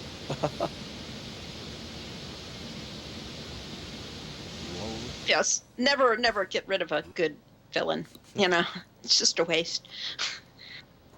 Yeah, I like they weren't able to find his body in the second one, and, well, you knew it was sinister.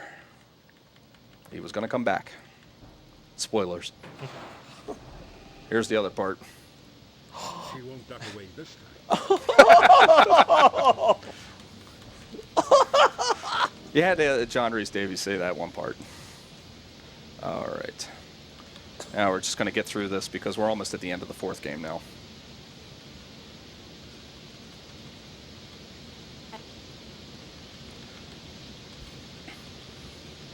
So much for heroism.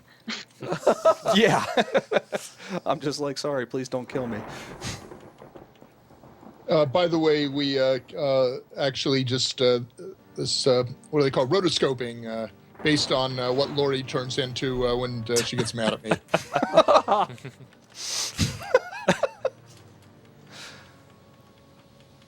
I like the hair there. And in fact, I feel that coming on now.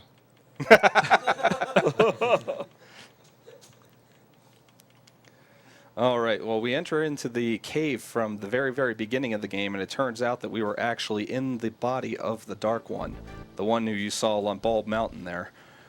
And we are going to go down and get the book here, because that's the last ritual that we need in order to bring him back to life. Yeah, we don't want to meet him, we don't want to fight him, but apparently we want him to live just long enough for us to kill the bad guys. Oh, I need to run. Yeah, so a long time ago, Irana and Piotr worked to close off the gate to the other world here. And our bad guys, are Katrina and Adavis, are working to reopen that gate and bring darkness into the world permanently, or at least their section of it. And so you have to find a more permanent solution so that the next bad guy who comes along won't do the same thing. And you get to enter these other doors that you were probably, if you play the game, you wonder about what's going on there. Like, this place seems so much bigger. Why do I leave it right away? Yeah, we like the to bookend the game. So you start out in the same place you virtually finish up in, so that You know where you're going to. There's also something that showed up in my inventory that I'm going to use that I never actually picked up, and I was wondering what happened with that. I have the grapnel, but I never actually got the grapnel. And it almost seems like they just, it just gives you what you need as your character class in order to beat it. Well, it's better than saying, "Uh-oh, you forgot your grapnel. You are dead." Well, I mean, that kind of happened in the second game. If you lose the lamp and you go into the Forbidden City. That's just why we won't let you do it here. That's actually a common phrase in adventure game reviews, dead man walking. And that's when you get to a point in a game where you cannot complete the game, but you don't know it. And so you play 10 more hours of the game, and then you discover you can't complete it. Quest for Glory 2 actually had a bug that sometimes caused that, because there was a memory leak in fighting against the Jackalmen. And if you had enough fights with them, you would actually not have enough memory at the end of the game, and it would crash. Really? So, yeah. Strictly a bug, because we had ridiculously low amounts of memory. We had 64K memory that we had to work with in those games. And we basically we try not to build any dead man walking scenarios, any situations where you change zones in a game and you absolutely have to have something that you didn't get in the previous zone. So it's nice we really put a lot of work into not letting that happen. It's nice that I got it here, because I was able to skip a whole section of that place just by using it. So. Yeah. That's kind of like the last dangerous room of the run. Yeah, if you're playing the mage and you've taken some damage and you're in an any % run, you're not safe until like the very end of the game, because that room can kill you and very realistically kill you. I've had many runs end that way that were on very good time. Now the wizard battle. See, not only do you get vampires, but you get wizard battles. Ooh. I approve.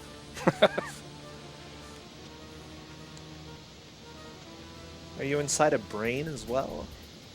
You're kind of inside the head of the old one, the dark one. Okay. Hear that action music there too. Yeah. We're gonna tell the You tell the ultimate joke about the wizard and the fountain. I love what he says there. It's so nice there. All right, here we go. We're going By the way, the very important political correctness in here is Atavis is an absolute misogynist, hates women. Yes. And he's enthralled to one. So you get to help the woman get her revenge, and we kind of want to get the story that it's bad to treat women badly. Yeah, and that does come through pretty clearly in this, because every single time he talks to her, where'd that come from? Every single time he talks to her, it's just you just hear venom in his voice. Yeah, but you have to be sort of a sadistic to have a person like Atavis as your servant, Yeah. All right. That is the fourth game. We're going to save and then enter into the fifth one, which we might need to do a screen format for that. So. Yep. So Quest for Glory 4, for reference here, was looks like March '94, and then 5 was '98. So there's quite a big gap between these two. Import. Yeah, Sierra canceled the series and broke our contract and said they weren't going to do a Quest for Glory 5. And there was a massive letter writing campaign. This was a mostly pre-internet period, but they got thousands of physical letters from fans that said you have to do Quest for Glory 5. And so several years later, when the new general manager Sierra was looking around for a project to do, he reached out to Laurie for actually working on a different game and rebranding it as a Quest for Glory. We decided that wasn't practical. But then he said, well, how'd you like to do a Quest for Glory 5? And we said, yeah. So that was the project that died and came back to life. I was one of the letter writers, so. Awesome. Yeah. Thank you very much. No, thank you. So this the any % route for this, by the way, a few months ago used to be about an hour long. You'll see right here, he's got an audio cue coming up that. Yeah, I need a little quiet here. Right there. Ooh, that was close. That right there. Now, there is a enemy hidden in that wall for some reason. It was pointed out to me. We were talking on Hero U on the forums, and there was a user named Tanada who came on, who referenced the Quest for More Glory forums, which is like the biggest fan base I've seen for the Quest for Glory series, and referenced a 2007 post from a user named Galahad who found this glitch. Well, the Quest for More Glory forums are about mainly the story. They love the story. The story is the big thing. So they didn't find much use for it. But for speedrunning purposes, we are now skipping to the end of the game and skipping about 50 minutes worth of content. 50. Yep. Oh boy. Well, it's reasonable because the combat in here was all everything in the previous games was all set up, and you had to do the combat as planned. But here, you had random walking monsters, and you never knew what your situation was going to be when you came into a town. So it's much tougher. We are now heading to the last island of the last place of the game. And you miss a lot. This is a very, very involved story. There's a lot more action as far as the combat system goes compared to other ones. But yeah, in fact, skipping 50 minutes of speedrun is skipping 5 or 10 hours of normal gameplay. Yeah. So I want to do a really jumping through a lot here. Yeah, but that's fine. You guys can all play it for yourselves and find out. Yep. And I recommend doing it. And remember, this is state of the art. We had to create our division of Sierra at this point was broken into 3 different locations for doing games, and we created this engine to create this 3D world. At the same time, up in Seattle area, they were creating a different 3D engine to do King's Quest, and in a different area they were doing a 3rd engine to do Gabriel Knight. So everybody had their own engine, and everybody had to reinvent the wheel here. Yeah, so we're not talking about like using Unreal Warfare or Unreal 3 or Unity or anything like that. All the 3D graphics in here, the engine was done from scratch by the lead programmer of the project. Wow. So a lot of duplicated work on this. And the engine didn't work the way we wanted to the first time. And now I have all the healing items I will ever need. Alright, so we're going to turn around and kill these guys because I feel like killing them first. I don't like where they're at. And we're going to kill the Minotaur, who doesn't stand a chance against Frostbite. And now we're going to watch the suicide, unfortunately. And this is the bad guy of the game right up here. I mean, he might not be the last boss, but he's been kind of orchestrating the assassinations that we didn't actually hear about because we skipped the whole game. So for the route-wise, for the import route here, the Frostbite spell is pretty much the only thing you can use to do that sequence break that we did. So it's really important that we got that in Quest for Glory 4. That's the game where you get that one. Yeah. And also, we need the trigger spell from Quest for Glory 2 because that's the fastest way to get it in order to break the lock that's on there. If you don't have that, you can't do this run. You'll actually have to use the thief and the lock-picking system in this, and that's not really viable for a speedrun. Yeah. So even something from Quest for Glory 2 that we were doing really affects what we were doing now. And having the open spell, because you're not guaranteed the open spell, we got that in Quest for Glory 1. So there's a lot coming into play right here. Okay, now we're going to the last boss. Get ready on time, by the way. Time will be whenever I become king. Yeah. Feels good to say that. We'll be playing forever. All right, we're going to get this pillar up because we do a lot more damage to the dragon that way. Or, well, we can only damage the dragon that way, but then we're going to ask the Frankenstein's monster to kill himself for the greater good. And that sacrifice makes the dragon take a lot more damage. Yep. I'm going to save... No, I can't safety save there.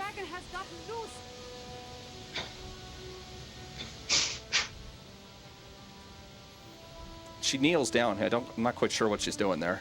I almost felt like she was looting the body.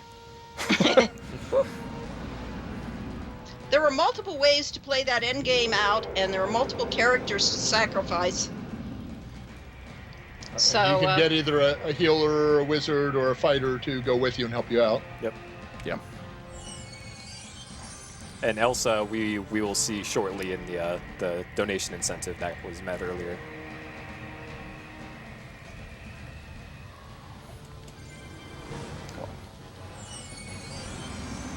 Ooh. Oh, I'm taking that's damage. a lot of damage. Got him. All right, Okay. good. Got him. I got time in about 3 seconds here, so. We did it. Yay! And this was no ordinary dragon. This was an aspect, you know? Aspect of all evil. time. Nice.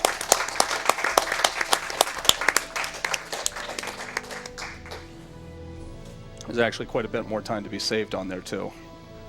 But you can see that I think the puzzle points are there's something like 1,000 puzzle points. Look at the deeds, the deed list with the to-do.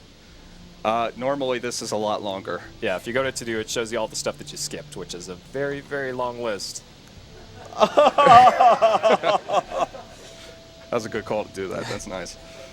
But there we have it. Do you want to save your character? There's not really a point. I think that it was because of an expansion that was supposed to come out, right? Yeah, multiplayer or something. Yeah, it was supposed to be multiplayer when we started out. They wanted a multiplayer game, and they didn't have a multiplayer engine, so therefore this is what they got, you know? Well, we're doing Quest for Glory 1 EGA, the original one now, to make sure that we honor our incentive here. So make sure that that actually comes up right. Awesome. Wow. Time to watch some beautiful old graphics. Oh, yeah. Classic.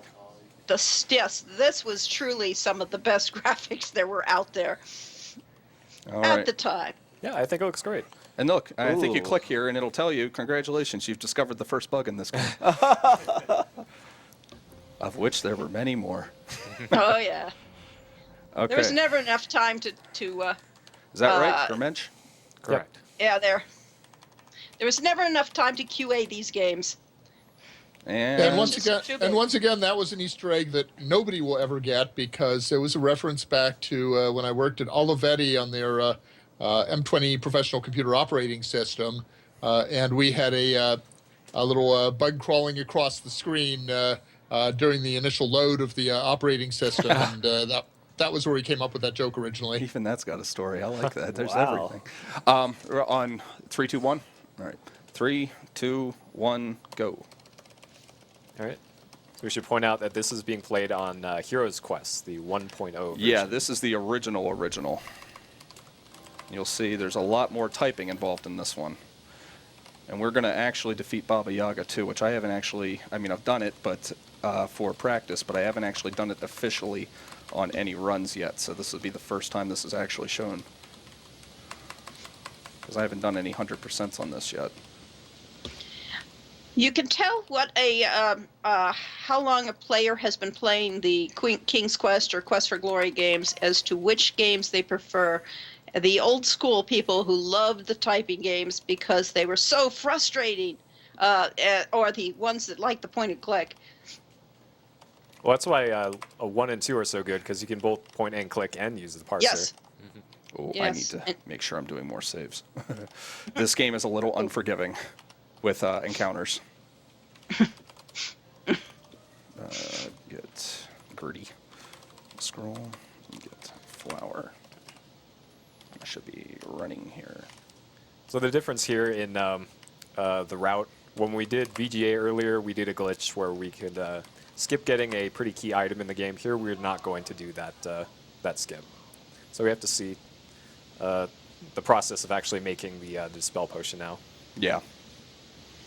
The first thing we got were the flowers from the garden. I think I accidentally picked them up in a run, so that may have been a practice run. That was almost 2 hours ago. I don't remember. All right, now we're going to head back this way because this is the safer way to go, and we're going to safety save again here because I'm. Save early, save often. Yeah, you need it in this one. And we're going to give this guy the apples. If I could type it right.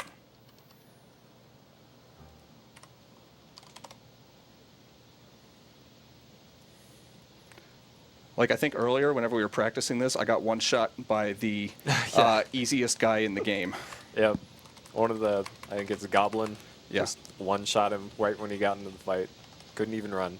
Nope. There was the easiest enemy in the game. I get one shot by him. I'm like, there's no, that's not going to work. That's obvious a reference to the original Dungeons and Dragons, because you started out with, like, if you were a thief, you had 1 to 4, or a magic user had 1 to 4 hit points, and your goblins might attack for 1 to 4 or 1 to 6. And if you rolled a 3 on your initial hit points and they rolled a 4 on their attack, boom, dead. That's okay. This isn't a big deal. So one of those guys, those are one of the things that killed him. And I'll point out here, as he's moving between these screens, it's way harder than it looks to navigate through these forest sections. The space between the trees in which you can actually go to the next screen is much smaller than it looks. You don't automatically line up in a lot of cases. Even if you click, it's still kind of difficult. These things are called meeps, by the way. They're great. I believe Hero U is selling plushies of these. Oh yeah, yes, they were still popular all these years. People never forgot the meeps, which of course were based off of Whack-A-Mole. And I do have several cases of those in my garage still. So if you go to the hero-u.com website, you can actually buy your own toy meep, and they're really awesomely cute. Yeah. Yeah, you have to do a dance here. Yep. And in the EGA or in the VGA, this is a very long dance here with the thief. But because we're running it so fast on the EGA, it's not even a blip on the radar. Yep. I think, if I remember correctly, if they programmed it the way I thought they did, if you were lousy with your agility, your dance was pretty pathetic. Yeah, and it's not even like it's a range. You needed to have 25. If you were at 25, you did a good dance. If you had 24, it would be the fast dance every single time. Yeah, I did a lot of. It took me a while to figure that one out on the routing for the first game. Yeah, that was a big part of the routing, was finding the thresholds for what stat do I need to do stuff.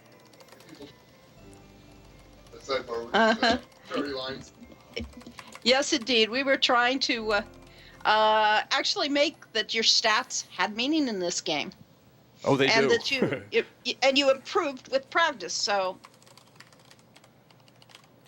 we have another donation from Anonymous for $30. Glad to see Quest for Glory, but I'm a bit late to meet any bids for this one. Instead, I'll put $10 to Disgaea 3 boss animations and 20 more to Runner's Choice. Very nice. Thank you. By the way, part of the entire skill system in this was inspired by a book called The Practice Effect, which I recommend. And it was kind of the reverse of practice makes perfect, that you would make a chair very roughly, and by sitting in a lot, you practice the chair until it became a better chair. So, whereas in these games, you practice your skills until you get perfect with them. It's just more the traditional. Go around this way a little bit safer. There's the Antwerp again. There's our Antwerp in glorious 16 colors, right? So this, what he's about to do here, I believe you can only do in 1.0. Yes. Oh, that's right. I already did that. Open door. Yeah, some of our artists in this project, especially Ken Nishue, did an amazing job with the, this is 320 by 200 pixels, 16 colors, and he made it look like a lot more colors and a lot more resolution. And then the second still game, holds up. The second game is even more impressive by my standards. I mean, the fact that it's still in EGA, there's just so much going on. Like, there's not really a question of what anything is, and to do that with that few colors is just impressive. this is the fast way of skilling up your stats. Yeah, I have to have a certain strength, and luckily this doesn't use any stamina, which was probably an oversight. The nice thing is I can't kill myself. I can't even really. Okay, there we go. And normally you have to hear about the code, but we are just going to tell them hide and seek, and we are into the ogre cave, which is good. So I would also like to mention that we have a nice 7 nice-looking T-shirts on the Yeti going around for RPG Limit Break. $3 from each of the T-shirts purchased will be going directly to Nami. Ooh. Little bit to. All right. To go to the Yeti, it'll be YETEE.com. So be sure to check those out. There's some great designs out there. Let's do a safety save now, so Yep. that way I don't have to do that again. Could just use the mouse. Yeah. Normally I can do it. Actually, I can do it a little bit more accurately if I run. See? All right, good. And then I come back this way and I can step. There we go. All right. This room usually gives me trouble, as the timing on this is a lot different from VGA. Yeah, one of the odd things we did in this that other games were not doing in the period is we actually have people who lie to you. There's the bad guy outside of town just tells you outright lies. That scene he was just in has little signs that tell you where the safe areas are, except those signs were put there by the brigands that are trying to trap people. Yep. So what they say is safe is probably not. And there's a perfect example right there of why I think this room is difficult, because getting to the right spot at the right time is... There we go. Oh, again, yeah, this is like watching me do this. That was harsh. I don't think I messed this up whenever we were on practice either.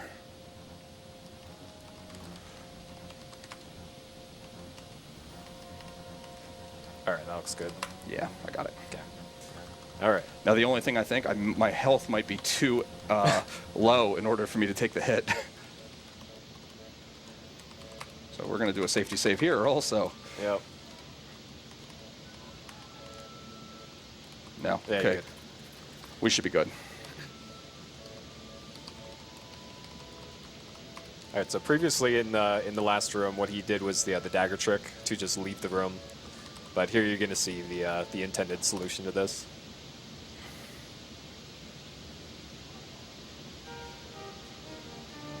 And you can do the dagger trick in this one too, which was really cool to see. I actually found the dagger trick in the VGA one before I found it in the EGA, and I had already completed the runs for the EGA, and I said, you know what, let me just try it. I couldn't believe it worked. There's one more thing we need to do here, and in order to make sure that I do it right, we're going to get the mirror, line up my mouse, because you have a short amount of time. That worked perfectly great. Nice. Okay. That is actually like one of the hardest parts of the run right there.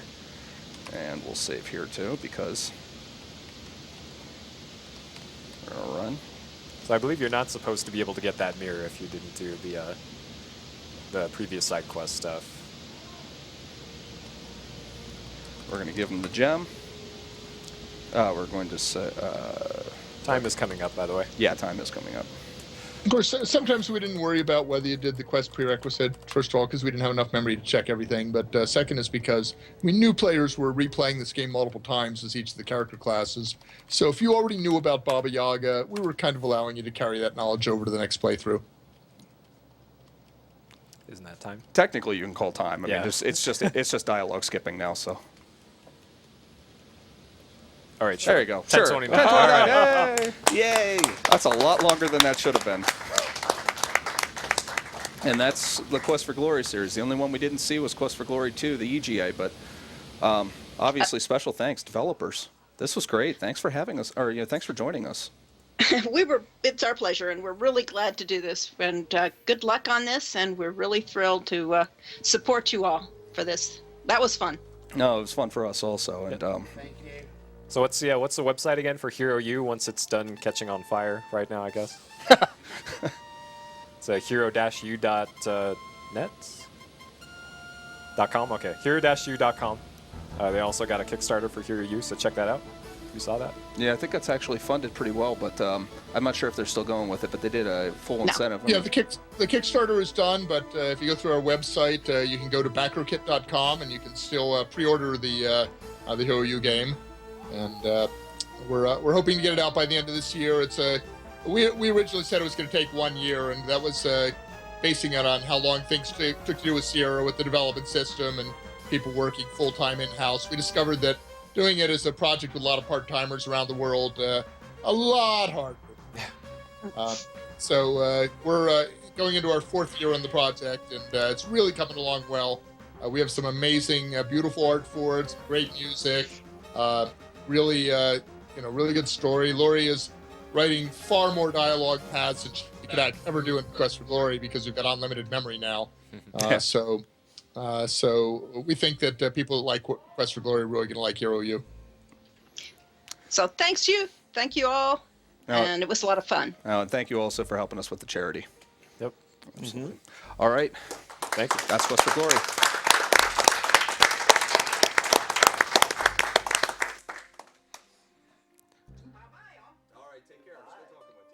All right, folks. So we are going to be moving on with Final Fantasy XIII in just a little bit. I'd like to remind everybody that this is RPG Limit Break 2016, and we are coming to you live from Salt Lake City, Utah, and we're raising money on behalf for NAMI, which is the National Alliance of Mental Illness.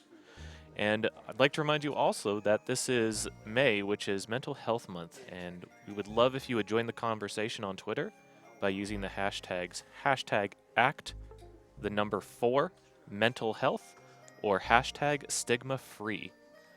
We would also like to give a special shout out to some of the artists that have helped out with this stream, particularly LLK and Carrie Fry, who are responsible for many of our sub-emotes, and to Aurelian and Namix, who are the folks who are making these great stream overlays that you see here. And you can find those at Twitter at Aurelin, which is OUROLEN, and at NAMUXSRL, respectively, for those two. So be sure to check all of those people out. You can catch Carrie Fry at carriefry.com. That's KARIFRY.com. And yeah, LLK at Jazzaboo, which is JAZAABOO.com. So be sure to show a lot of love for those people because they make this stream look incredible. As mentioned before, we'd also like to thank the Yeti for being a partner with us in this event. They currently have 7 incredible t-shirts on sale right now, and $3 from every sale on those will go directly to Yami. Remember that is the YETEE.com. And you can check the RPG Limit Break page for that as well. So as I mentioned, coming up next is going to be Final Fantasy XIII. We have a variety of different bid incentives as well, including tons of people in naming bid wars for for Shining Force 2. We also still have push-ups for every time that runners get dodged, and that's currently met at about halfway. So if you want to see us get down and sweaty, be sure to donate to that a little bit. There's also a variety of character name incentives for Final Fantasy V that you should be aware of.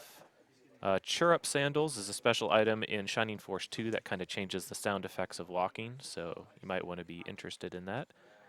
Also, fighting Neo X Death in Final Fantasy V Any Percent still has quite a bit to go, so be sure to check that out. But this is TurboDog702. We will be going off into a commercial break. To keep in mind that every time we play commercials, it will go towards the cost of running RPG Limit Break so that we can have many more events like this and continue to support great causes like NAMI. Thank you very much for watching, and thank you for your continued support. Be sure to hashtag us out or connect with us. Tell us what you think and spread the word. Thank you very much.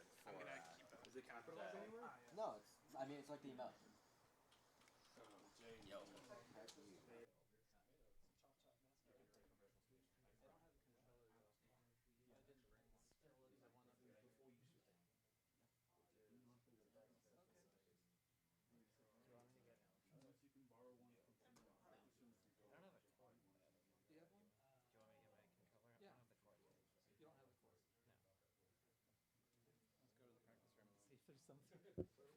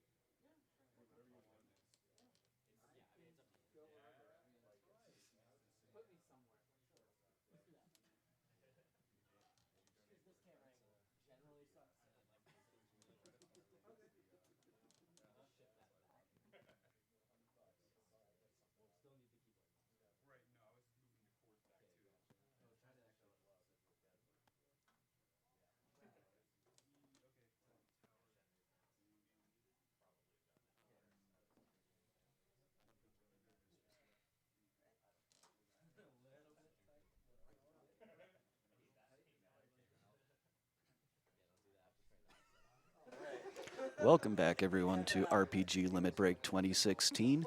We're just getting set up here for Final Fantasy 13 by Lewd Dolphin. So if you can just hold on for a little bit, we'll get that to you. In the meantime, we have a donation. Right. Okay, actually, we want Lewd Dolphin to hear this, so I'm going to wait for a second. Hold off on that donation.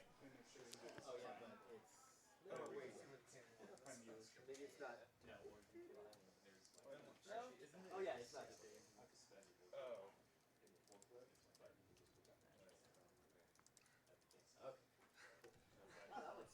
Somewhat awful. Yeah, but maybe it'll look less awful when we do get there. What games?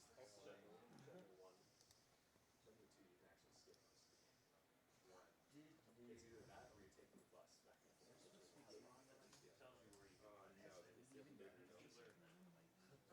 Actually, no, we skipped that. We skipped this one. Speakers are good. Skip all the cool stuff.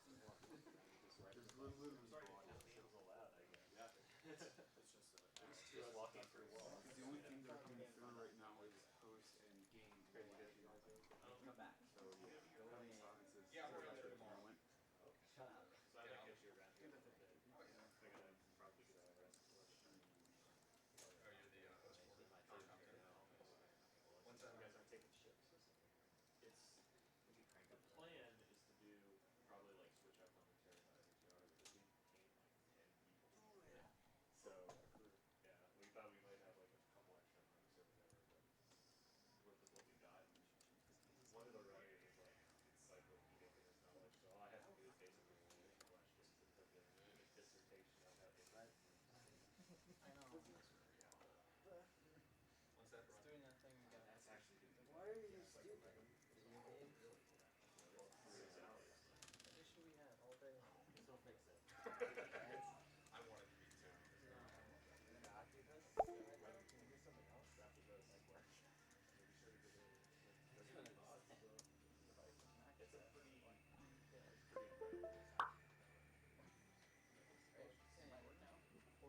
culmination in the fact that we got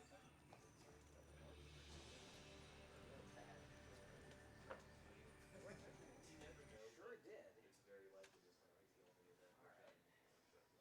Why you know where? Don't Square Enix make the best PC ports? This is Windows. You know what? We'll just restart it.